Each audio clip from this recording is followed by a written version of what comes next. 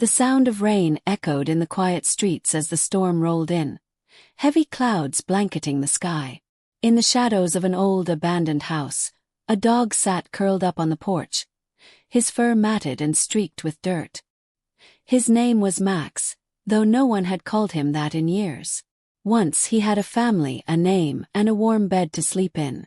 But those days were long gone, replaced by loneliness and the constant struggle to survive. For 5 years, Max had been left to fend for himself, waiting in the same place where his life had fallen apart. Max wasn't just any dog. He had once been full of life, with a wagging tail and bright eyes that seemed to shine with love. His family adored him, or so he had believed. They played with him, took him on long walks, and whispered promises of forever. But forever ended one day when they packed up and left, leaving Max behind like an afterthought. At first he didn't understand. He waited on the porch, his ears perked up at every sound, certain they would return. Days turned into weeks, and weeks into months, but no one came back.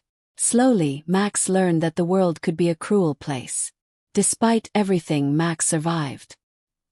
He scavenged for food in trash bins and relied on the kindness of strangers who occasionally tossed him scraps. Winters were brutal, with biting cold that seeped into his bones, and summers were relentless, the heat unbearable. Yet Max never left the porch. It was as if he still held on to the hope that one day, his family would return, and everything would go back to the way it was. One evening, as the rain poured down harder than ever, a figure appeared in the distance. Max's ears perked up, his body stiff with both fear and curiosity. The figure drew closer, carrying an umbrella and a small flashlight that cut through the darkness. It was a woman, and she stopped in front of the house, her eyes widening as she noticed Max huddled on the porch. She called out softly, her voice gentle but unfamiliar. "Hey buddy, are you all alone out here?" Max didn't move, his instincts telling him to stay cautious. The woman, named Emily, slowly approached, her heart breaking at the sight of him. His ribs were visible beneath his fur, and his eyes, once full of life, now held a sadness she couldn't ignore. She knelt down, holding out a piece of bread she had in her bag. Max hesitated, his hunger battling with his fear. After a moment, he crept forward, taking the bread with trembling jaws. Emily didn't leave that night. She stayed on the porch with Max, speaking softly and letting him know he wasn't alone anymore. But as she stroked his matted fur, she couldn't help but wonder, what kind of life had he endured? And why had no one come back for him? Emily didn't know it yet, but uncovering Max's past would lead her to a truth that was more heartbreaking than she could have imagined. This was only the beginning. The rain continued to fall, soft and steady, as Emily sat on the cold, damp porch beside Max. She couldn't bring herself to leave him. His eyes, dark and full of pain, told a story she couldn't ignore. She wondered how long he had been out here, waiting, surviving on scraps and the faint hope that someone would care enough to notice him. It wasn't just his thin frame or his matted fur that broke her heart. It was the quiet resignation in his posture, as if he had accepted that this was all his life would ever be. Emily reached out cautiously, her hand trembling slightly. Max didn't flinch, but he didn't lean into her touch either. He was wary, his trust long buried under years of neglect. She spoke to him in a soft, soothing tone, telling him things she wasn't even sure he understood. "You're not alone anymore, okay? I'll figure something out. I promise." The words felt heavy as she said them, a promise she wasn't sure how she would keep. But she meant it. The next day, Emily returned with a bag of dog food, a blanket, and a determination to help Max. He greeted her with the same hesitant look, his tail wagging just once before he settled back into his guarded state. As she laid the food in front of him, she noticed a small, rusted collar buried in the dirt near the steps of the porch. It had been there so long that weeds had begun to grow over it. Carefully, she dug it out and wiped it clean. The name Max was etched into the worn leather, along with a phone number that had long since faded. Emily stared at it, her mind racing. Someone had cared enough to name him, but where were they now? And why had they left him behind? She couldn't shake the questions. Over the next few days, as Max slowly warmed up to her, she began asking around the neighborhood. Most people shrugged and said they didn't know much about the dog or the house he guarded. It's been empty for years, an older man told her. Used to belong to a family, but they up and left one day. Never came back. Poor dog's been here ever since. Emily felt a knot tighten in her stomach. She thought about Max sitting on the porch, waiting day after day for a family that had abandoned him. The idea made her both angry and heartbroken. But it also made her curious. What could drive someone to leave a dog behind like that? And why did Max stay? Her questions only deepened when she visited the local animal shelter to ask if anyone had reported a missing dog named Max. The staff looked through their records but found nothing. If he's been out there for 5 years, it's a miracle he's still alive, one of them said. Most dogs wouldn't make it that long on their own. Emily couldn't stop thinking about it. Max wasn't just surviving, he was waiting. For what or for whom, she didn't know. As she sat with him on the porch that evening, watching the sun set behind the crumbling house, she felt a strange mix of sadness and determination. Max's story wasn't over yet. Whatever had happened in his past, Emily was certain of one thing. She couldn't let him face the future alone. But as she looked at the rusted collar in her hand, she couldn't shake the feeling that the answer she sought might bring more heartbreak than she was prepared for. As the days turned into weeks, Emily and Max fell into a quiet routine. Each morning, she would arrive at the abandoned house with food, water, and gentle words. Max had begun to trust her, just enough to let her scratch behind his ears or sit close without flinching. But his eyes still carried the weight of something unspoken, a pain that ran deeper than Emily could understand. It wasn't just the abandonment, it was something else, something he seemed to guard even more fiercely than the old house. Emily couldn't let it go. She spent her evenings researching, trying to piece together the fragments of Max's story. The house, the family, the collar. Everything felt like part of a puzzle she was determined to solve. She even tracked down old property records and found the name of the family who once lived there. The Reynolds. But when she searched for them, it was as if they had vanished. No current address, no social media profiles, no signs of where they might have gone. Didn't make sense. Families didn't just disappear, not without leaving a trace. One evening, while Emily sat on the porch with Max, a car slowed as it passed the house. She didn't think much of it until it stopped just a few yards down the street. The driver didn't get out. Instead, the car idled there, headlights piercing the darkness. Max stiffened immediately. His ears perked and his body tense. He let out a low growl, a sound Emily hadn't heard from him before. She placed a calming hand on his back, but her heart was racing. Something about the car felt wrong. After what felt like an eternity, the car drove off, disappearing into the night. Emily tried to shake the unease, but Max's reaction stayed with her. He hadn't reacted that way to anyone before, not even the mailman or the neighborhood kids. It was as if he recognized something or someone. The next day, Emily decided to dig deeper. She visited the library, hoping to find old news articles or archives that might shed light on the Reynolds family. What she found was unexpected.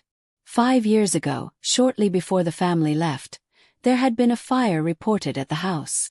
It wasn't severe, just a small kitchen blaze, but it had made the local news.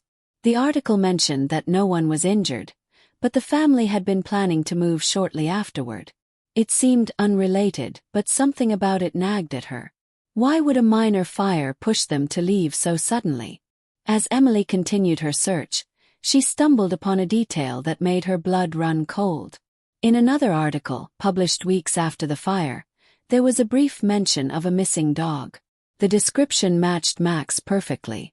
The article included a statement from a neighbor who claimed to have seen a car leaving the house late one night, with Max chasing after it.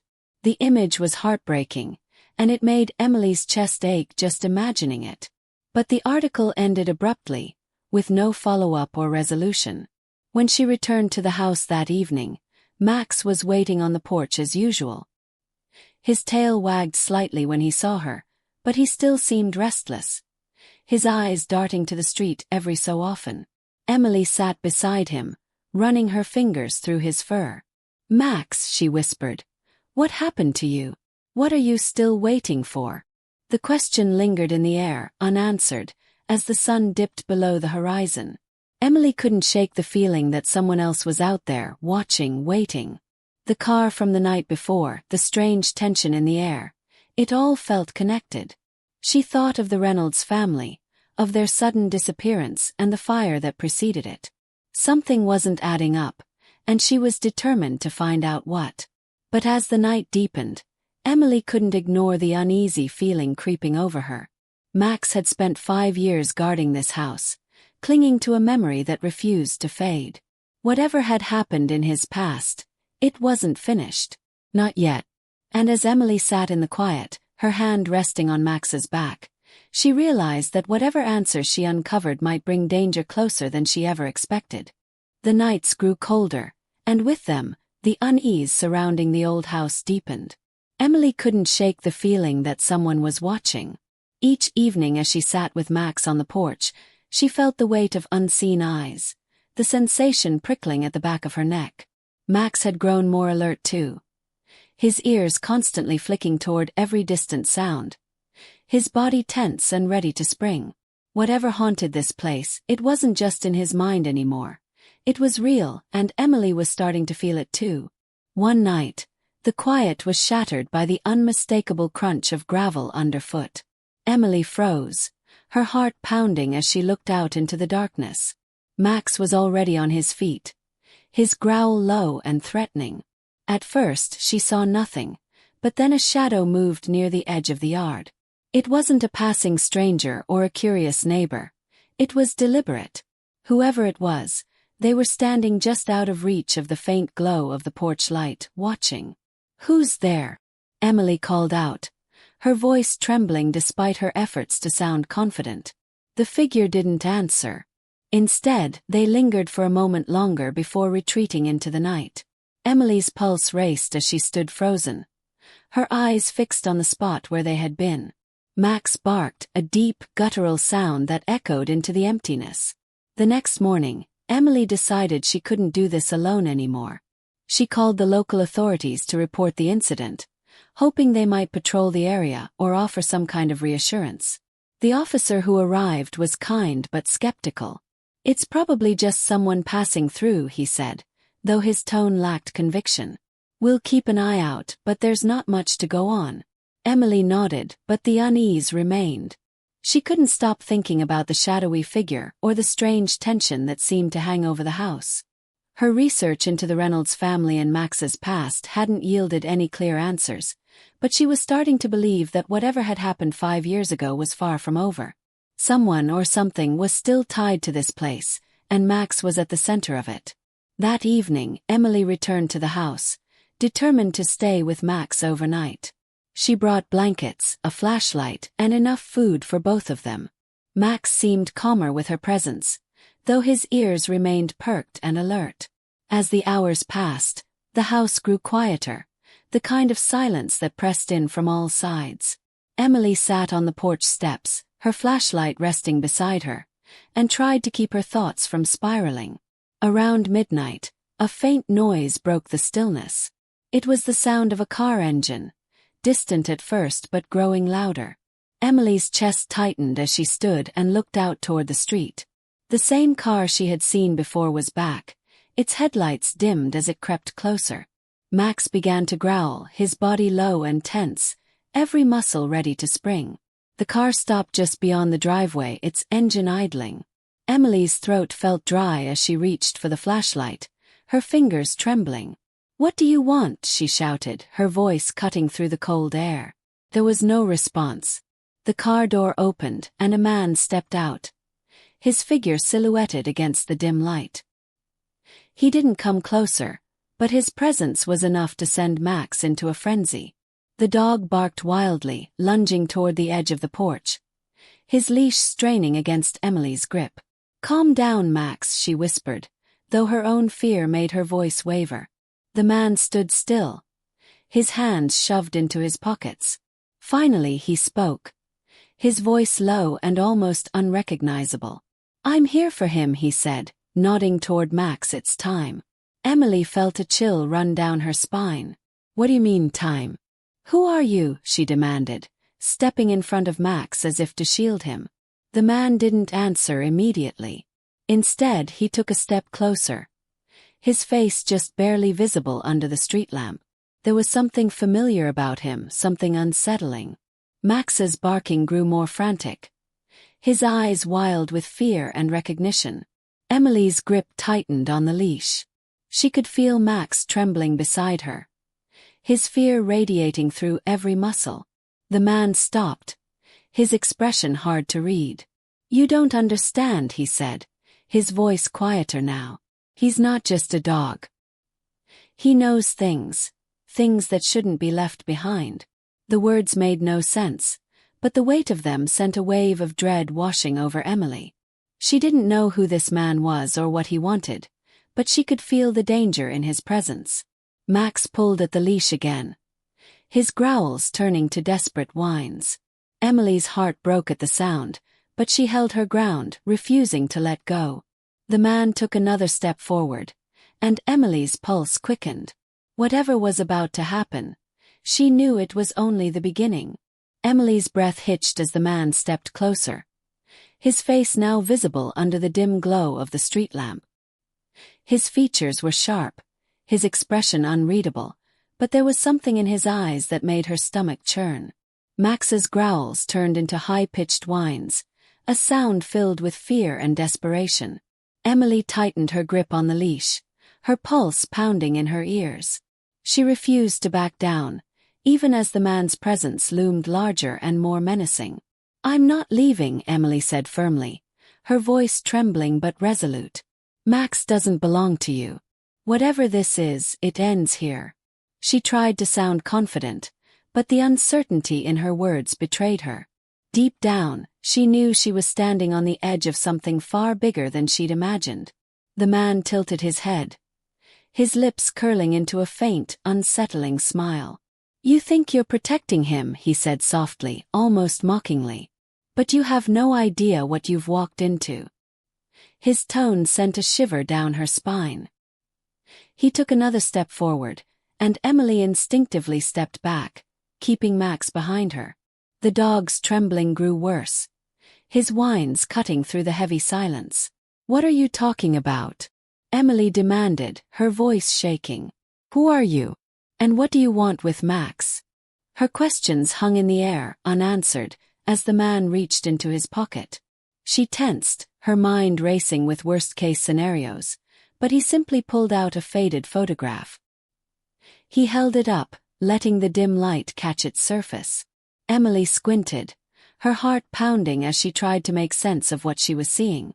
The photo showed Max, or a dog that looked exactly like him, sitting beside a man and a boy.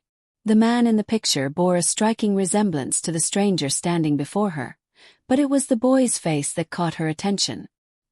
His eyes were wide with joy, his arm draped around Max's neck, as if they were inseparable. "That's my son," the man said, his voice quieter now, tinged with something that almost sounded like sorrow. "And that's Max. We raised him together, until the fire." His words hit Emily like a punch to the gut. The fire. The one she had read about in the old news articles. She thought it had been a small incident, nothing serious. But now, looking at the man's face, she realized there was so much more to the story. Emily's mind raced as she tried to connect the dots. "The fire," she echoed, her voice barely above a whisper. "What happened?" The man's gaze darkened, and for a moment, he seemed lost in a memory he couldn't escape. "It wasn't an accident," he said finally, his tone low and heavy. "Someone wanted us out of that house. They wanted Max. My family was caught in the middle." He paused, his jaw tightening. "We thought we lost him that night. But now here he is. And I need him back." Emily's grip on the leash tightened instinctively. "Why?" she asked, her voice sharp with suspicion. "Why does it matter now, after all these years?" The man hesitated, his expression unreadable. "Because they're still looking for him," he said quietly. "And if they find him before I do, neither of you will be safe." Emily's heart sank as his words sunk in. This wasn't just about a family reuniting with their lost dog. It was something darker, something far more dangerous. She looked down at Max, who stared back at her with those deep, soulful eyes, as if begging her to understand. Whatever had happened to him 5 years ago, it wasn't over. And now, it had found its way back to him. The sound of another car approaching broke the tense silence. Emily turned, her stomach dropping as she saw a black SUV pull up a few houses down. Its windows were tinted, and it moved with a deliberate slowness that made her skin crawl. The man stiffened, his expression shifting from sorrow to urgency. "They're here," he muttered under his breath. "We need to go. Now." Emily hesitated, torn between fear and the instinct to protect Max. But before she could make a decision, the SUV's doors opened, and several figures stepped out. They were dressed in dark clothing, their movements precise and coordinated. Emily's pulse skyrocketed as one of them pointed toward the house. The man grabbed her arm, his grip firm but not cruel. "If you care about him, you'll trust me," he said, his voice low and urgent. "There's no time to explain. Just run." Emily looked at Max, who was now pressed against her leg, trembling but ready to move. She didn't know what she was running from or what she was running toward. All she knew was that this was no longer just about Max's past. It was about survival. And the answers she had been searching for were now more terrifying than she had ever imagined. Emily's heart pounded as the figures approached. The man tightened his grip on her arm, his eyes locked on the SUV. Max was trembling at her side, his growls low and continuous, his instincts fully alert to the danger. The air felt charged, heavy with tension, as if the world was holding its breath. Without another word, the man pulled Emily and Max toward the back of the house, his urgency leaving no room for questions. "We need to lose them," he whispered, his voice barely audible over the sound of their hurried footsteps. Emily's mind was racing, her instincts screaming to run, to fight, to do something. The man led them through the backyard, toward the woods that bordered the property. Behind them, the figures from the SUV spread out, their flashlights cutting through the darkness like knives. As they reached the tree line, Emily glanced back and saw one of the figures stop to examine the porch. They must have realized someone was there recently because the man shouted something to the others, and the chase began. The beam of a flashlight swept across the ground just feet away from where Emily crouched with Max, her hand pressed tightly against his fur to keep him calm. "Why are they after Max?" Emily hissed, her frustration boiling over. "You need to tell me what's going on. Now." The man paused, his chest rising and falling as he caught his breath. "Max isn't just a dog," he said finally, his voice strained. "The people after him are part of something bigger, something dangerous. Max was trained to protect secrets. The kind of secrets people will kill for." Emily blinked, trying to process his words. "What kind of secrets?" "There's a microchip," he continued, glancing over his shoulder to ensure they weren't being followed. "It's implanted in him. It contains information about the people who caused the fire, who wanted my family gone. That's why they're still hunting him. If they get the chip, they'll erase every trace of what they've done." Emily stared at Max, her mind spinning. She'd heard of microchips in pets, but nothing like this. Suddenly, so many pieces of the puzzle made sense. Why Max had been abandoned, why he had stayed at the house for years, why he was so terrified of strangers. He wasn't just a victim. He was a key to uncovering something huge. Before she could respond, a sharp whistle pierced the air. The sound was deliberate, a signal from one of the pursuers. The man grabbed Emily's arm again, pulling her deeper into the woods. "We can't let them find him," he said, his voice urgent. "We need to get to the safe house. There's someone there who can remove the chip and make sure it's protected." But before they could move, a flashlight beam swept across their hiding spot. Emily's breath caught as one of the figures stepped closer, a gun glinting in their hand. Max's growl rumbled low, and Emily's stomach dropped. If Max barked or moved, they'd be discovered. The man acted quickly, stepping out from the shadows and drawing the pursuer's attention. "Hey!" he shouted, raising his hands. "I'm the one you want." The figure turned toward him, momentarily distracted. Emily knew it was her chance. She grabbed Max's leash and darted in the opposite direction, her heart pounding as she ran through the trees. Behind her, she heard the man's voice, followed by a scuffle and muffled shouts. Tears blurred her vision as she pushed forward, Max running beside her. She didn't know if the man would make it out or if she would even see him again, but she couldn't stop. Max's safety was the priority now. After what felt like hours, Emily stumbled into a clearing. A small cabin stood in the center, its windows glowing faintly with light. She approached cautiously, her legs trembling with exhaustion. Before she could knock, the door opened and a woman stepped out. She was older, her face lined with worry but filled with determination. "You must be Emily," the woman said, her eyes dropping to Max. "He's been through enough. Let's finish this." Inside, the woman worked quickly, using equipment Emily didn't recognize to scan Max and locate the chip. As she removed it, Max whimpered softly, but Emily stayed by his side, whispering words of comfort. Finally, the woman held up the tiny device, her expression grim. "This is it," she said. "Everything they've done, every secret they've buried, it's all here." But just as relief began to wash over Emily, the sound of footsteps echoed outside the cabin. The pursuers had found them. The woman's face hardened as she handed Emily a small drive. "Take this and run," she said. "Don't stop until you're somewhere safe. The truth is in your hands now." Emily's breath caught as the woman turned to face the door, her determination unwavering. Max nudged her leg, urging her to move. With one last glance at the woman, Emily grabbed Max's leash and ran, the weight of the truth heavy in her pocket.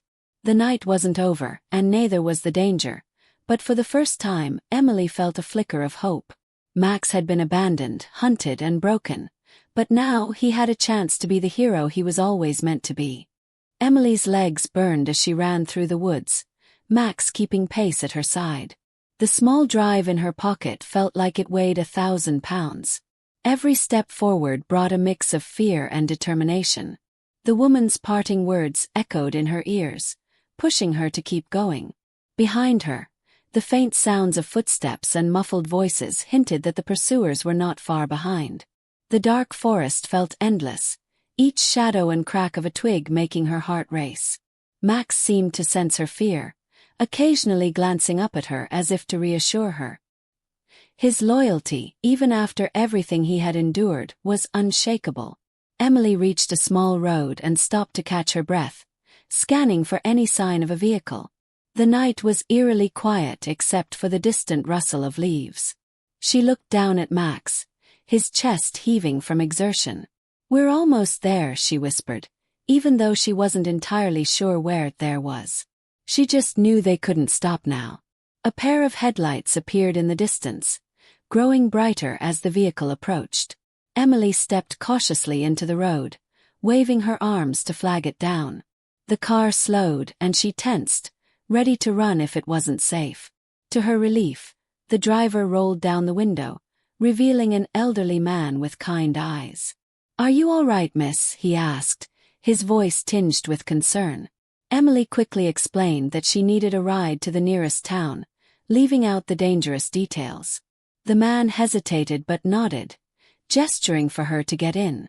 She climbed into the back seat with Max, who immediately lay down, exhausted. As the car pulled away, Emily glanced out the rear window, her chest tightening when she saw figures emerging from the woods.